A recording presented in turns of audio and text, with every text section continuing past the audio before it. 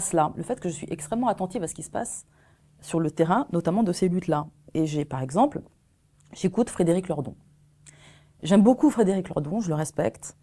Il m'apprend beaucoup. Il m'a permis de m'intéresser à la question de l'Europe et à la question de l'euro et éventuellement du retrait de l'euro, de l'abandon de l'euro. Donc toutes ces questions-là, moi, elles me travaillent et je pense que ça sera super intéressant dans les années qui viennent qu'on s'y intéresse. Je l'aime beaucoup, vraiment.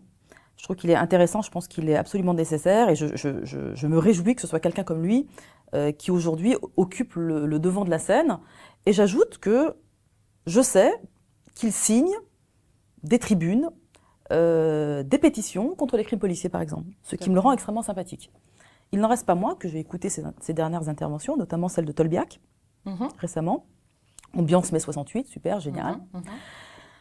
Il fait un super discours, très enflammé, j'aime beaucoup. Il y a un hic. Quel est-il? Depuis le 13 novembre, il y a eu 3000 perquisitions chez les musulmans, dont 2 ou 3 ont été effectives. 3000 familles ont été perquisitionnées de manière violente.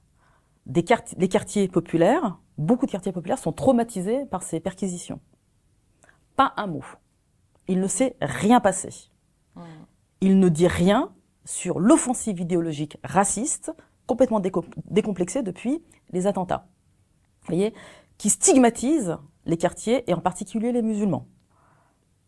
Il y a un problème. Vous voyez ce que je veux dire? Il y a un problème. Là, par exemple, c'est à lui de se saisir de ces questions-là. C'est à lui de dire, voilà, il y a un problème.